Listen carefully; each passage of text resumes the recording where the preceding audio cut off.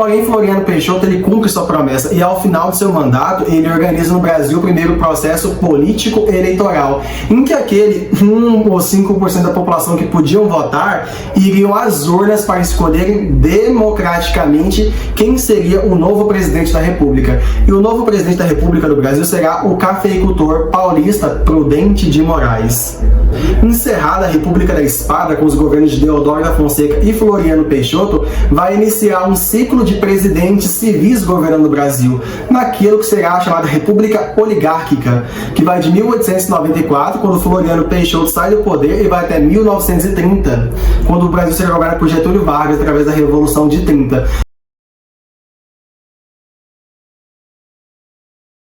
O Brasil vai fazer uma engenhosa combinação de liberalismo baseado na Constituição dos Estados Unidos, onde a população pode votar no presidente, com formas de exclusão da maior parte da população da política, através do mecanismo constitucional que diz que apenas os alfabetizados e não militares podem votar, que excluía grande parte da população que vivia no campo. Mas por que esse período também é chamado de República dos Coronéis?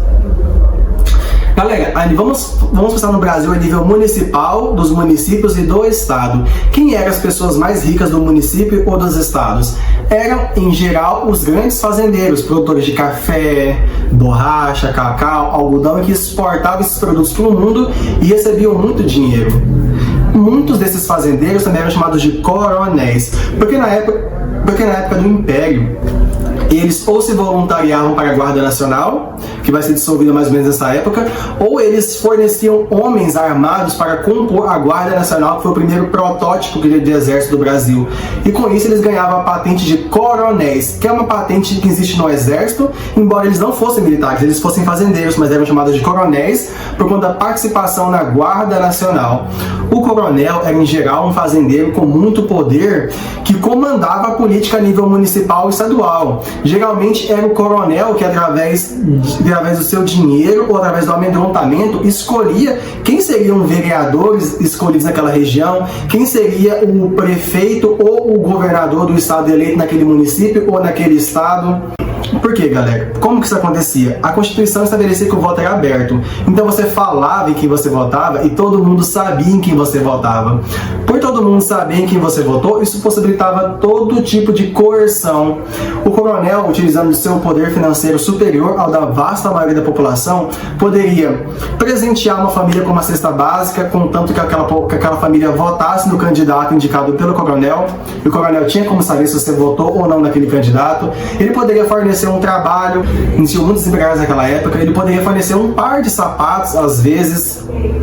Se isso, no caso dos coronéis que tinham grandes fazendas, eles podiam simplesmente chamar todos os funcionários da fazenda e suas famílias no local e indicar para eles o político que eles queriam que eles votassem para deputado, senador, governador daquele estado. E se nada disso funcionava, o coronel poderia intimidar a população através dos seus jagunços, que eram homens armados e perigosos, uma milícia paramilitar privada do coronel que trabalhava para ele e poderia obrigar a população a votar no político do coronel. Essa forma de obrigar a população local a votar no candidato do coronel é chamada de coronelismo, que é uma manifestação do mandonismo que existia no Brasil naquela época, que é uma herança do Brasil colonial. Desde o Brasil colonial, são os grandes proprietários de terra que mandam na vida local, e principalmente na população local, que, mais pobre, fica desprotegida dos mandos e desmandos do coronel. Isso também é uma manifestação do clientelismo que existia naquela época. Deixando claro que, apesar do coronelismo ser vinculado ao interior rural, o poder do coronel se estende às cidades também. O coronel também votava, também comandava os votos das pessoas da cidade. Esse fato do coronel decidir em quem as pessoas votam no município e no estado ganhou o nome de voto de cabresto, porque fazia referência ao cabresto, aquele equipamento que você coloca no cavalo para definir para onde ele vai e para onde ele não vai. A população, como aparece em várias charges que aparecem em provas de Enem, vestibulares e em provas escolares, a população era levada à urna pelo coronel e votava no candidato do coronel como se fosse literalmente um vaqueiro guiando o seu cavalo, puxando ele pelo cabresto. E as regiões onde os coronéis mandavam eram chamadas de currais eleitorais, que é como se fosse um curral onde o coronel Coronel guardava as pessoas que votariam em quem ele quisesse. Dos coronéis do Brasil inteiro, Goiás, Tocantins, Mato Grosso, Minas Gerais, Rio de Janeiro e Pernambuco, quem eram os mais ricos de todos? Eram os coronéis de São Paulo e de Minas Gerais, porque eram os coronéis vinculados à produção do café, o produto mais exportado, mais vendido pelo Brasil. Somente no ano de 1900, o Brasil exportou 9,2 mil sacas de café, e no ano seguinte, 14,8 mil sacas de café. Geralmente esse café era plantado e beneficiado nas próprias fazendas, e das fazendas ele era levado para as vias ferroviárias, aonde ele seria exportado ou no Porto de Santos, que é ali em São Paulo, ou nos portos do Rio de Janeiro. E desses portos era levado para outras partes do mundo. Então eram aqueles que mais enriqueciam com a produção do café. E o Estado também se enriquecia com a exportação de café, porque cobrava, por exemplo, impostos sobre a produção e venda do café. Era através da produção do café que esses fazendeiros se enriqueciam e que o Estado também obtinha as suas rendas. Como um processo político-eleitoral e uma candidatura à presidência da República é um processo muito caro e que exige do candidato conseguir fazer uma campanha eleitoral a nível do país inteiro, eram os fazendeiros mais ricos, os de São Paulo e os de Minas Gerais, que conseguiam se candidatar a presidente da República, e também como eram os estados que tinham a maior população do Brasil e que tinham a maior representação no Congresso, que conseguiam se eleger à presidência do Brasil. Como eram sempre políticos de São Paulo e de Minas que chegavam ao poder, às vezes se revezando no poder, essa política passou a ser chamada de política do café com leite. Como assim? Café com leite fazia referência ao fato de que São Paulo era teoricamente o maior exportador de café do Brasil, e Minas Gerais, que além de ter a maior população eleitora do país, também era o estado que produzia mais leite e queijo. Até hoje o queijo de Minas é um queijo muito famoso no Brasil. Mas para a historiadora Cláudia Viscardi, o verdadeiro nome desse sistema deveria ser chamado de política do café com café, porque São Paulo e Minas Gerais eram na verdade os maiores produtores de café.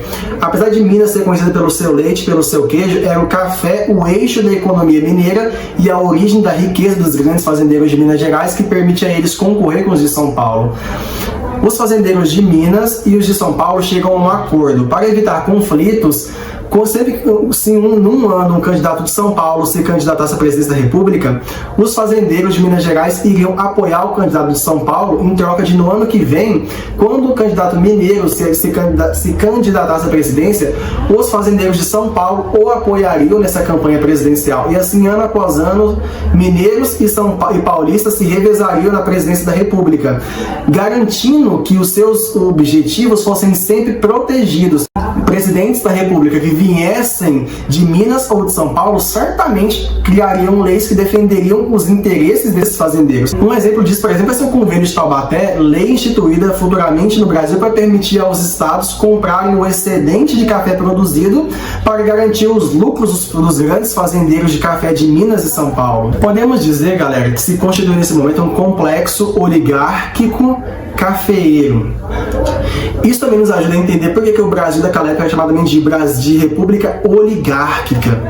Oligarquia é uma palavra grega que faz referência a governo de poucas pessoas, quando uma família ou um grupo pequeno permanece no poder por muitos anos. O Brasil era uma república oligárquica porque a oligarquia era um pequeno grupo de fazendeiros, especialmente paulistas e mineiros, mas também de outras partes do Brasil, que se revezavam no poder. Dificilmente uma pessoa que não vinha do círculo dos grandes fazendeiros poderia se candidatar à república e chegar no poder. Primeiro, porque não teria recursos para isso. Não teria também apoio dos grupos políticos. Em segundo lugar, o voto era aberto. Então, as outras frações da elite sabiam que cada um podia votar e coagiam a população a votar naqueles candidatos que faziam o sistema funcionar.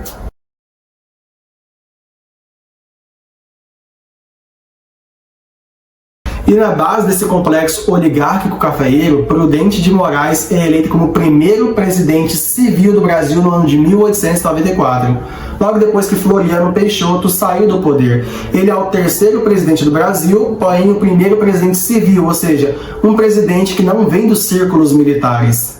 Eleito em 1894, ele vai governar até 1898. Percebam, galera, que esse período aqui, ele também coincide com a virada do século XIX para o século XX. Nós estamos na saidinha do século XIX, que vai terminar no ano de 1900, para o século XX, ou seja, é o período histórico que está mais próximo da nossa época, que estamos no século XXI. Prudente de Moraes, que era um fazendeiro cafeicultor de São Paulo e que era formado em direito, já tinha uma trajetória política no Brasil e chega no poder através de acordos estabelecidos entre os grandes fazendeiros cafeicultores de São Paulo e de Minas. Os fazendeiros de São Paulo indicaram seu nome e os fazendeiros de Minas Gerais apoiaram a sua candidatura. Não devemos estudar esse sistema de forma totalmente rígida. Em alguns momentos, galera, presidentes oriundos de outras partes do Brasil também vão chegar ao poder, como é o caso do gaúcho Hermes da Fonseca, do Rio Grande do Sul, que vai ser presidente da política, do Nilo Peçanha, que vinha do Rio de Janeiro. Então, apesar da rigidez do termo política do café com leite, nem sempre eram paulistas e mineiros que estavam no poder. Em outros casos, galera, as oligarquias do Rio de Janeiro, Bahia, Rio Grande do Sul também conseguiam pressionar as oligarquias de São Paulo e Rio de Janeiro a acomodarem partes dos seus interesses nas políticas desses presidentes. Tanto é, galera, que essa permanência das políticas das oligarquias paulistas e mineiras no poder do Brasil só vai se consolidar de fato durante o governo do quarto presidente do Brasil, que é o Manuel Ferraz de Campos Salles. Mas eu vou descrever esse governo com mais detalhes daqui a pouquinho. Primeiro eu vou descrever um pouquinho mais o governo do primeiro presidente civil do Brasil, Prudente de Moraes. Ele vai herdar a crise econômica do período anterior, e um dos seus primeiros atos para combater a crise econômica é baixar as barreiras alfandegárias, ou seja, diminuir os impostos que são colocados nos produtos que vêm de Inglaterra, França, Bélgica. Isso vai afetar negativamente a indústria brasileira, que estava nascendo, engatinhando naquele momento, e mal começou a nascer, teve que concorrer com produtos de melhor qualidade e preços mais baixos vindos de fora. Isso vai retardar, diminuir, desacelerar o tempo de nascimento da indústria do Brasil, que não vai conseguir competir com essas indústrias no primeiro momento. Outra coisa é que Prudente de Moraes vai começar a renegociar a dívida externa do Brasil com os credores do Brasil, que eram os bancos da Inglaterra e dos Estados Unidos. Representantes do Brasil serão enviados a esses países para renegociar nossas dívidas com eles, principalmente com os principais credores do Brasil na Inglaterra, que era a casa dos banqueiros de origem judaica Rothschild. No âmbito das relações internacionais, Prudente de Moraes vai reestabelecer as relações diplomáticas com Portugal, que haviam sido cortadas pelo Floriano Peixoto. Agora, o principal evento que vai marcar o governo do Prudente de Moraes foi a Guerra de Canudos, que acontecerá no interior semiárido do sertão da Bahia. E ela vai durar de 1896 até 1897. Como que isso vai acontecer? Trata-se de uma revolta popular, galera, comandada por um líder religioso chamado Antônio Conselheiros. Quem era Antônio Conselheiros? Antônio Conselheiros nasceu no Ceará e teve uma educação muito rígida. Ele deveria se tornar padre, mas ele não vai conseguir se tornar um padre. A partir de então, ele vai atuar como professor, pequeno comerciante. Em determinada parte da sua vida, motivada pelo seu ideal religioso, ele vai largar tudo e vai começar a caminhar pelo sertão e semiárido do interior da Bahia. Ele vai ajudar na construção de pequenas igrejas, vai ajudar pequenos comerciantes, pequenas famílias que passavam fome no interior do Nordeste. Em determinado momento, o conselheiro vai se estabelecer na fazenda de Canudos, nas margens do rio Vaza Barris, galera, no interior da Bahia.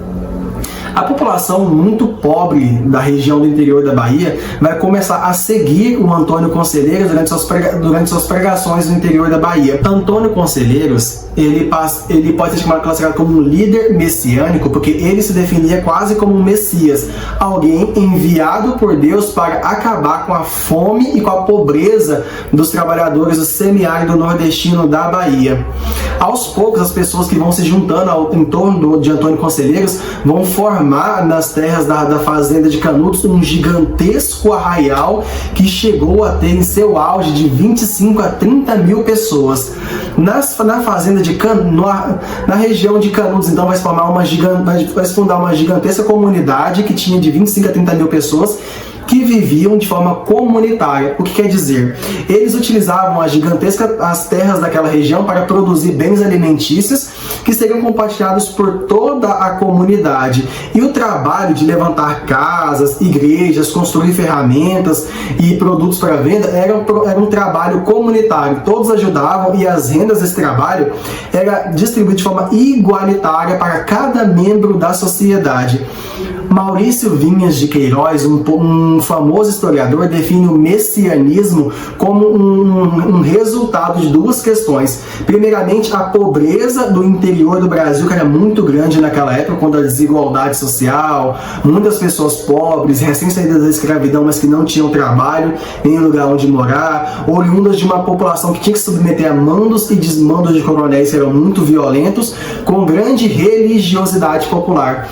Ele cunhou o conceito de deprivação para definir uma situação social em que pessoas muito pobres, que viviam na extrema miséria do interior, ao não verem uma solução para os seus problemas, passavam a acreditar em soluções mágico-religiosas passadas a eles por líderes sociais carismáticos como Antônio Conselheiros, que prometiam uma vida melhor após a morte, ou que prometiam soluções milagrosas para os seus problemas, ou que, então, pessoas que encontravam nas pregações desses líderes religiosos uma espécie de conforto ou reconforto que fazia elas esquecerem dos seus problemas cotidianos. Sem falar que a comunidade de Canudos, que produzia de forma comunitária tudo aquilo que as pessoas precisavam para sobreviver, era uma fuga da pobreza. Então as pessoas, inclusive, fugiam das fazendas dos grandes proprietários de terras locais no interior da Bahia para se juntarem à comunidade de Canudos. Então os próprios fazendeiros locais passaram a ver com maus olhos a comunidade de Canudos, porque era uma comunidade era uma comunidade que servia de alternativa às duras condições de vida que existiam nas suas fazendas. O próprio governador da Bahia também não gostava de Canudos, porque era uma comunidade local que não obedecia às leis da Bahia e que não pagava os impostos, e a população local que vivia naquela comunidade não pagava os impostos estaduais que as outras pessoas pagavam, que era a fonte de renda daquele estado. Apesar de ser uma população católica, porque o Antônio Conselheiros era católico, que inclusive pregava que a monarquia era a forma de governo correta, e inclusive era uma anti-separação de igreja e estado, que Antônio Conselheiros, que era profundamente católico, acreditava que as leis deveriam se basear na Bíblia. Apesar disso, galera, a comunidade era mal vista pelas lideranças religiosas da época. A própria Igreja Católica não aprovava a comunidade de Canudos. Canudos se tornou a segunda maior comunidade da Bahia, atrás somente de Salvador. Tamanha foi a quantidade de pessoas que se juntaram e que passaram a pregar, a ouvir as pregações de Antônio Conselheiro. Ele não apenas pregava que ele seria um enviado para eliminar a desigualdade social, mas ele pregava o retorno de Dom Sebastião do mundo dos mortos para comandar a população pobre local contra a desigualdade e contra o poder dos coronéis da região da Bahia. Dom Sebastião foi aquele rei de Portugal que desapareceu lá no século XVI numa batalha no norte da África. Antônio Conselheiros pregava que Dom Sebastião voltaria do mundo dos mortos para guiá-los para a criação de uma sociedade melhor. Os jornais da época passam a pintar Canudos como um risco ao regime republicano, porque Antônio Conselheiros seria supostamente um anti-republicano por conta das suas falas em prol da monarquia. A comunidade também se colocava contra a chegada de frades vindos das dioceses da Bahia. O estopim começa em 1896, quando Antônio Conselheiros vai encomendar materiais de construção vindos da comunidade de Juazeiros lá perto para a construção de uma nova igreja em Canudos. Por conta do atraso da encomenda de madeiras para Canudos, surge na imprensa local um boato de que os fanáticos religiosos de Canudos iriam invadir Juazeiro. Por conta disso, o pânico se instala e o governador da Bahia vê nisso uma oportunidade de combater a comunidade de Canudos e de submeter aquela população às regras estaduais. E uma força militar é enviada para combater os seguidores de Antônio Conselheiros, porém eles são derrotados pela comunidade local que se junta e expulsa as tropas do governo. O governador então pede ajuda ao governo central de Prudente de Moraes e 3 expedições militares fortemente armadas, inclusive trajando canhões, são enviadas para Canudos, porém todas elas são derrubadas. Os sertanejos que haviam se juntado em torno de Antônio Conselheiros, eles se armam e começam a emboscar as tropas do governo, começam a combater fortemente as tropas do governo.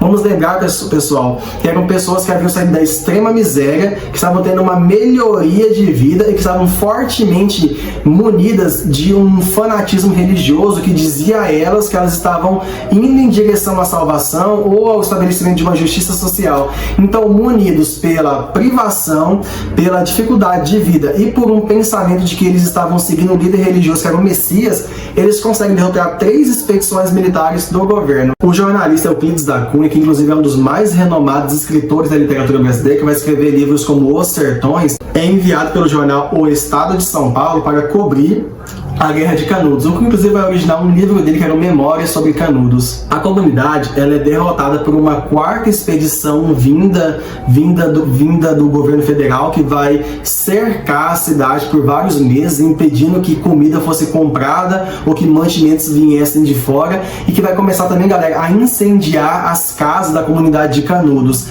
Foi literalmente um massacre, mais de 6.000 pessoas foram assassinadas e as tropas, ao invadirem, já vão encontrar Antônio Conselheiro morto.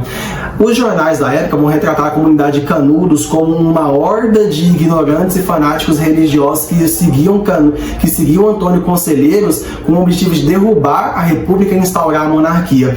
Mas na verdade eles não eram monarquistas convictos. A maior parte da população seguia Antônio Conselheiros porque viam nele uma forma de fugir da fome e da extrema pobreza em que eles viram.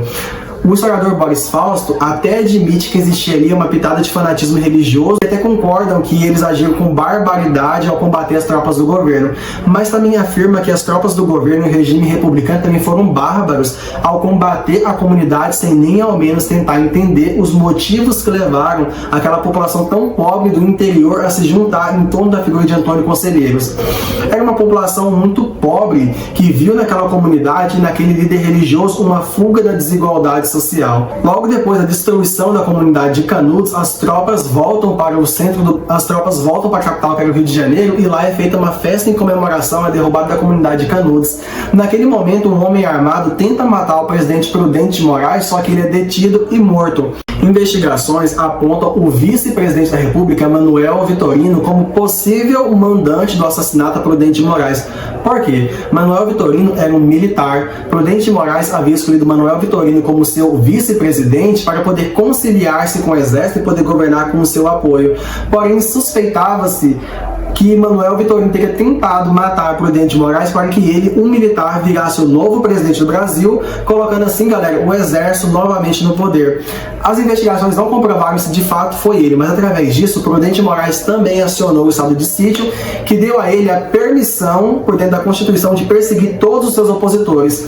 Os militares florianistas, que eles defendiam a volta de Floriano Peixoto ao poder, assim como todos aqueles que criticavam Prudente de Moraes, foram presos, e a oposição militar deixou de existir no Brasil por um bom tempo. Em 1898, galera, encerra o mandato de Prudente de Moraes, nosso primeiro presidente civil. E também com isso eu encerro essa primeira videoaula sobre o período republicano. Na próxima videoaula veremos o mandato de Campos Salles, a consolidação da política do café com leite e o resto da história sobre o período republicano.